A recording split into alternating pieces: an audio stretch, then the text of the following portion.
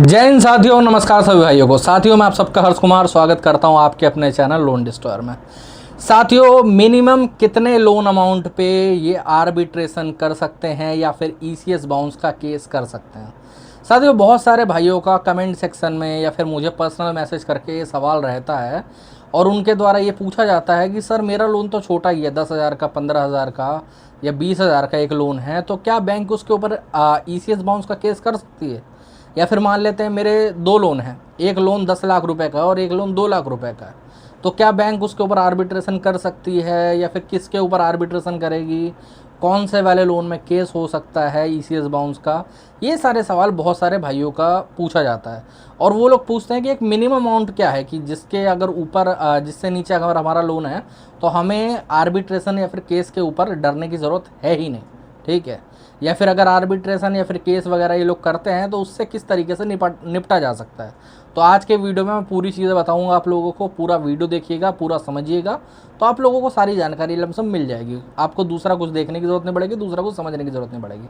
आपके भाई ने इस वीडियो के अंदर पूरी चीज़ आप लोगों को समझा देगा। ठीक है, तो साथियों, वीडियो में आगे बढ़ने से पहले अगर लोन संबंधित कोई भी प्रॉब्लम है, कोई लोन रिकवरी वाला परेशान कर रहा है, होम विजिट बहुत ज़्यादा हो रही है, कॉल्स बहुत ज़्यादा हो रही है, होम विजिट रुकवाना चाहते हो, कॉल रुकवाना चाहते हो, कोई नोटिस आया है या फिर किसी प्रकार का भी कोई केस हुआ है ऑल ओवर इंडिया में कहीं पर भी, तो साथियों डरने घबराने की ज़रूरत नहीं। आप हमसे जुड़ सकते हो, हमसे बात कर सकते हो।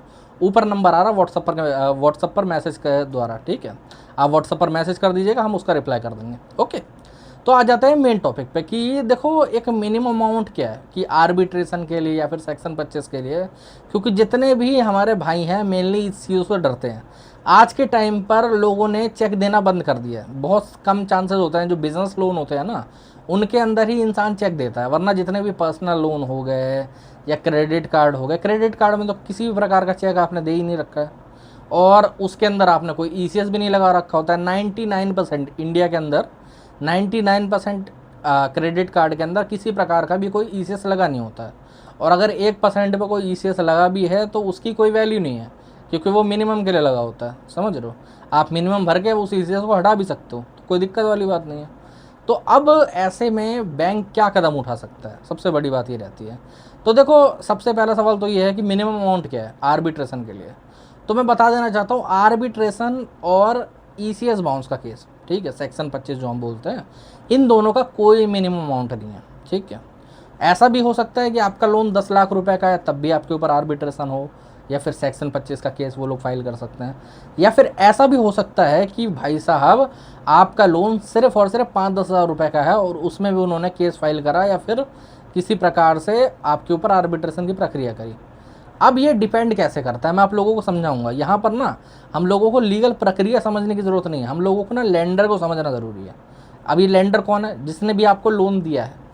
अब जैसे मैं आप लोगों को एक किस्सा समझाता हूँ। ठीक है, ऑल ओवर इंडिया में सिर्फ 2 बैंकों को छोड़ के, ठीक है, ऐसा कोई भी बैंक नहीं है जो क्रेडिट कार्ड के ऊपर कोई भी केस फाइल करता हो। क्योंकि देखो ईसीएस का केस फाइल होगा नहीं, चेक आपने दे नहीं रखा, चेक बाउंस का भी नहीं कर सकते। ठीक है, तो केस कर कौन सा सकते हैं? फॉर्जरी का 316, 318। सिर्फ 2 लीचड़ बैंक है। ठीक है, सिर्फ 2 लीचड़ बैंक है, वो ही क्रेडिट कार्ड के ऊपर केस फाइल करते हैं। अगर उन दोनों बैंक को छोड़ के आपका कोई भी अलग बैंक, जैसे एसबीआई में, एचडीएफसी में, या फिर क्या कहते हैं अपना एक्सिस में, इन सब में अगर कार्ड है आपका, तो आपको डरने की ज़रूरत ही नहीं कि आपके ऊपर कोई केस फाइल होगा। समझे? ज़्यादा से ज़्यादा वो क्या करेंगे? आर्बिट्रेशन कर लेंगे। बट ये 2 लीचड़ बैंक है, इनका नाम मैं सीधे सीधे नहीं लेना चाहता। एक का नाम जो है वो राइम करता है लोटक बैंक से। अब आप समझ जाना मैं कौन से बैंक की बात कर रहा हूँ, पूरा नाम नहीं लूँगा। और एक बैंक का नाम आर से स्टार्ट होता है। ठीक है, 3 वर्ड का लेटर है, आर से स्टार्ट होता है। तो ये जो दोनों बैंक हैं यही क्रेडिट कार्ड में केसेस फाइल करते हैं। ठीक है, बहुत ज़्यादा देखने को मिला है। बट अब इन लोगों ने भी थोड़ा थोड़ा कम कर दिया। पहले बहुत ज़्यादा, मतलब हर एक क्रेडिट कार्ड पे केस फाइल कर देते थे, अब इन्होंने भी कम कर दिया, 50% पे आ गया इनका हिसाब किताब। तो आपको समझने की ज़रूरत है कि ऐसा नहीं है कि अमाउंट ज़्यादा है। अब हो सकता है कि आपका एसबीआई में 10 लाख रुपए का क्रेडिट कार्ड हो और इन दोनों बैंकों में सिर्फ लाख रुपए का हो, तो ज़रूरी नहीं कि 10 लाख वाले पे वो करें, क्योंकि बैंक के ऊपर डिपेंड करता है। अब कई लोग बोलेंगे कि ठीक है सर, बट आर्बिट्रेशन तो हर एक बैंक करता है ना, या फिर हर एक एनबीएफसी करती है। ये भी आपकी गलत फहमी है, मैं बस समझाता हूँ कैसे। जैसे मनी व्यू है, वो कोई भी आर्बिट्रेशन का नोटिस कभी नहीं भेजता किसी को भी। ठीक है, कोई आर्बिट्रेशन का नोटिस नहीं भेजा जाता। नावी है, नावी लिमिटेड, आप लोगों को पता होगा, नावी यूपीआई भी चलता है, ठीक है, वो लोन वगैरह प्रोवाइड करता है, नावी फिन सर्व बोलते हैं जो है नहीं। वो आज तक किसी को सिंगल नोटिस नहीं भेजती डिमांड नोटिस के अलावा, कोई आर्बिट्रेशन नहीं, कोई सेक्शन 25 नहीं, कोई कुछ नहीं, कोई केस फाइल नहीं करेगी, कोई कुछ नहीं करेगी। अगर एक आधा कभी किसी को बता रहा हो तो बात अलग है, वैसे मैक्सिमम जो 99% चांसेस है कि नहीं करेगी। क्यों नहीं करेगी? क्योंकि उनका सिस्टम अलाउ नहीं करता, वो लोग वहाँ पर जाएंगे ही नहीं, समझ रहे हो। तो अब बचना कैसे है कि अब ये कैसे पता करें कि भाई कौन सा वाला हमारा केस हो सकता है या फिर कौन सा वाला नहीं हो सकता, ठीक है। तो देखो ऐसा है ना कि आपको मैं एक चीज़ बता देना चाहता हूँ, जब कोई बैंक या एनबीएफसी ना बहुत ज़्यादा केसेस फाइल करने लगती है, जैसे मैं भी आपको एक एग्जांपल दूंगा, एक एनबीएफसी है किस्त करके, ठीक है, ऐसा ही करेवा लेंडर का नाम है, वो बहुत सारे लोगों पे केस फाइल कर रही है इस साल में, ठीक है। और पिछले साल पूना वाला, ठीक है, पूना वाला फिनकॉप, वो बहुत ज़्यादा केस फाइल कर रही थी, बट अब उसने कम कर दिया, इसने स्टार्ट कर दिया। तो ऐसे मार्केट में पता चलता रहता है कि कौन सी एनबीएफसी है, कौन सा बैंक बहुत ज़्यादा फिलहाल में केस फाइल कर रहा है, ठीक है। तो अगर आपको पता लग जाता है कि एनबीएफसी पर्टिकुलर है जो ज़्यादा केस फाइल कर रहा है और उसका छोटा लोन है मेरे पास, तो आप उसको सेटल करके ख़त्म कर दो।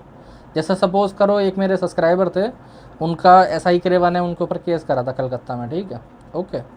उनका लोन ज़्यादा बड़ा नहीं था, 28,000 रुपये का लोन था कुल मिला के। तो हमने बातचीत कर ली, हमने डेट पे लॉयर को भी नहीं भेजे, यहाँ बातचीत वगैरह करके उसको सेटल करके वहाँ पर उन्होंने एग्री कर लिया, सेटल कर लिया, केस हट गया, बात खत्म हो गई, ठीक है। तो ये बढ़िया रहता है। अब उसी में एक और क्लाइंट का एग्जांपल दूंगा, उनका लोन थोड़ा बड़ा था, तो उन्होंने सेटल नहीं करा, उनको ऑफर अच्छा नहीं मिल रहा, तो उन्होंने केस लड़ने स्टार्ट दे दिया। तो इसीलिए आप लोगों को दिक्कत लेने की जरूरत नहीं, क्योंकि जितने भी ईसीएस बाउंस के केसेस होते हैं वो सिविल में भी आते हैं और क्रिमिनल में भी आते हैं, तो उसमें डरने घबराने की ज़रूरत नहीं पड़ती है, ठीक है। बस ये है कि आप डेट मिस मत करो, अगर आप डेट मिस करोगे तो आपको प्रॉब्लम हो सकती है, ओके। और अब आ जाते हैं आर्बिट्रेशन पे। आर्बिट्रेशन देखो मैं आप लोगों को बताना चाहता हूँ, आर्बिट्रेशन ज़्यादातर 99% लोन्स में और क्रेडिट कार्ड में होगा ही होगा। ज़रूरी नहीं कि आपका लोन बहुत बड़ा है या फिर बहुत छोटा है। मैंने आर्बिट्रेशन 1,000-2,000 रुपये का जिसका आउटस्टैंडिंग है ना, बचा हुआ, उसके ऊपर भी होते हुए देखा है, समझ रहे हो। और 2 लाख 20 लाख वालों के ऊपर तो होता ही है, सीधी सी बात है। बस ये है कि अगर आपका लोन ज़्यादा ही छोटा है, सेटल हो पा रहा है तो ख़त्म कर लो सेटल करके। अगर नहीं है सेटल करने के पैसे, तो आप उनका नोटिस का रिप्लाई टाइम टू टाइम करते रहो, मेरा मानना ये है। खुद से करवाओ, किसी और से करवाओ, देख के सुन के जैसे करवा पाओ करवा दो। रिप्लाई आप करते रहोगे तो आपको टेंशन नहीं रहेगा, आपको डर नहीं रहेगा, समझ लो। अगर आप रिप्लाई नहीं करोगे प्रॉब्लम फिर आएगी, दिक्कत वाली बात है। अब जैसे कई लोग होते हैं, मैं आपको एक एग्जांपल दूंगा, एक सब्सक्राइबर थे, उन्होंने शुरुआत में आर्बिट्रेशन के नोटिस वगैरह इग्नोर करे, और उनकी फ़िलॉसफी ये थी कि यार मेरे नाम तो कुछ है ही नहीं, ठीक है, कोई ज़मीन नहीं है, कोई जायदाद नहीं है, मैं घर भी किराए पे रहता हूँ, तो मेरा ये कुछ नहीं कर सकते। अब बट उनका केस हमारे पास आया था, अवार्ड वगैरह पास हो गया था, उनका जो बैंक अकाउंट था, अब वो किसी फैक्ट्री में काम करते थे, वो बैंक अकाउंट में सैलरी आती थी, तो जहाँ सैलरी आती थी वो अकाउंट ही अटैच कर लिया उन्होंने, समझ रहे हो। तो एट द एंड फिर हमें कोर्ट जाके वो अकाउंट वगैरह छुड़वाना पड़ा, वहाँ पर सारी चीज़ें करनी पड़ी। तो आप लोग ऐसा ना हो आपके साथ में, इसलिए जब भी आपको कोई भी आर्बिट्रेशन का नोटिस आता है, आप उसका रिप्लाई तुरंत माध्यम से करें और बात ख़त्म करें, कोई दिक्कत वाली बात नहीं।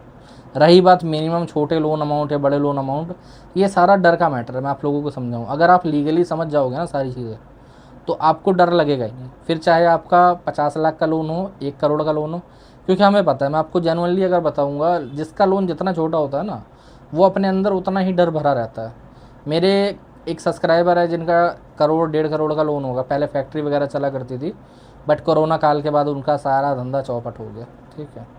अभी फ़िलहाल में वो कहीं पर जॉब कर रहे हैं, सैलरी उतनी हो नहीं पाती है, लोन सेटल भी नहीं कर पा रहे हैं, ठीक है। एक आधा केस चल भी रहा, वो चलने दो, उसमें कोई दिक्कत वाली बात नहीं है। बट उनको डर नहीं है, उनको पता है कि यार मेरा ज़्यादा कुछ नहीं हो सकता, मेरे को कोई प्रॉब्लमेटिक चीज़ नहीं होगी। अगर ऐसा कुछ होने वाला होगा मैं उसको सेटल करूँगा, बात ख़त्म कर दूँगा। और एक व्यक्ति हमसे जुड़े थे, ठीक है, उनसे एग्जैक्ट क्लाइंट नहीं कह सकते, सब्सक्राइबर ही थे, उनसे बात वगैरह करी थी मैंने। तो उनका लोन सिर्फ 1.5 लाख रुपए का था, बट वो इतना डरे हुए थे मन में कि मतलब एक तरीके से बिल्डिंग के ऊपर चढ़े हुए थे कूदने के लिए, समझ रहे हो। मन में गलत गलत ख्याल भर के कि भाई साहब मेरा ये हो जाएगा, बैंक मुझे जेल में डाल देगी, ये कर देगी, वो कर देगी, फलाना ढिमकाना, ये वो पता नहीं क्या। तो ये चीज़ें भरी किसने? अब एक कायदे से कहा जाए तो भरा तो खुद ही है उन्होंने। अब वो गलत व्यक्ति से सलाह लेते हैं। अब एक बात बताओ, आप सड़क पे चलने वाले रिक्शा वाले से पूछोगे कि सर मैंने बैंक से लोन ले रखा है, अगर मैं उसका पैसा नहीं भर पाता हूँ तो वो क्या करेगा? रिक्शा वाला तो ये बोलेगा वो तो मारेंगे आके, है ना। रिक्शा वाला लॉजिक से ही बोलेगा, क्योंकि उसका किसी का प्रोफेशन ख़राब नहीं होता, बट उनकी मेंटेलिटी वैसी होगी, उनको कुछ पता ही नहीं है। उनको तो यही लगेगा यार किसी का पैसा लिया, नहीं देंगे तो वो मारेगा, हो सकता है ना। तो इसीलिए आपको हमेशा ऐसे किसी व्यक्ति से सलाह लेनी चाहिए जिसका पहले कभी डिफ़ॉल्ट हुआ हो, उसने सारे सेटल करा हो, और सेटल ध्यान से करा हो। ऐसा नहीं कि रिकवरी वालों के प्रेशर में आके बातें सुन के उन्होंने पैसा भर दिया हो कहीं से उधार लेके। जैसे कोई लोग ब्याज पे ले लेते हैं, समझ रहे हो, और ब्याज पे लेके फिर ज़िंदगी भर उस ब्याज के दलदल में फंसे रहते हैं, समझ रहे हो। एक मेरे सब्सक्राइबर थे, मैं आपको एक एग्जांपल दूंगा। उन्होंने क्या, उनके लोन ज़्यादा बड़े नहीं थे, 7-8 लाख रुपए के लोन थे, ठीक है। तो उन्होंने बोला यार अब ये लोन क्या डिफ़ॉल्ट करूँ, सिविल वगैरह ख़राब होगा। तो उन्होंने लोन तो जैसे तैसे भरने के लिए ब्याज पे पैसा उठा लिया, 8 लाख रुपए। बट उनकी सैलरी 1-1.5 लाख रुपए है, मैं मानता हूँ वो भी, ठीक है। बट उनका जो है 70-80 हज़ार रुपये ब्याज में ही चला जाता है हर महीने। क्या बचा पाएंगे वो, समझ रहे हो। अब वो जोड़ रहे हैं धीरे धीरे करके कि उसका ख़त्म कर पाए, बात ये है। तो एक कर्ज़ को चुकाने के लिए दूसरा कर्ज़ कभी नहीं लेना चाहिए, वरना आप हमेशा कर्ज़ में ही रहोगे। क्योंकि आपने एक कर्ज़ चुकाने के लिए दूसरा कर्ज़ ले लिया, ये वाला छुट्टा हो जाएगा, वहाँ पर कर्जा चढ़ जाएगा, समझे। बैंक का पैसा आप नहीं भी भर पाओगे तो बैंक कुछ नहीं कर सकता ज़्यादा से ज़्यादा। बट अगर किसी से ब्याज पे लोगे, या रिश्तेदार से, किसी जानने वाले से, तो वो दिक्कत देगा, प्रॉब्लम देगा, रिश्ते भी ख़राब होते हैं। तो ये सब करने की ज़रूरत नहीं है, मेरा मानना ये है, ठीक है। रही बात मिनिमम अमाउंट की, डरना कोई नहीं है। कितना भी बड़ा लोन हो, कितना भी छोटा लोन हो, बस अपनी आंखें खुली रखो और ज्ञान लेते रहो, मतलब नॉलेज लेते रहो। जितनी आपके पास नॉलेज होगी, आपका डर उतना ही कम हो जाएगा, ठीक है। तो साथियों, आज के वीडियो में इतने। अगर आप लोगों को वीडियो अच्छा लगा हो, नॉलेजेबल लगा हो, तो चैनल को सब्सक्राइब कर लेना। अगर और कोई दिक्कत, प्रॉब्लम, परेशानी आ रही है तो ऊपर नंबर आ रहा है, व्हाट्सअप पर मैसेज कर सकते हो, ठीक है। जय हिंद सभी भाइयों को।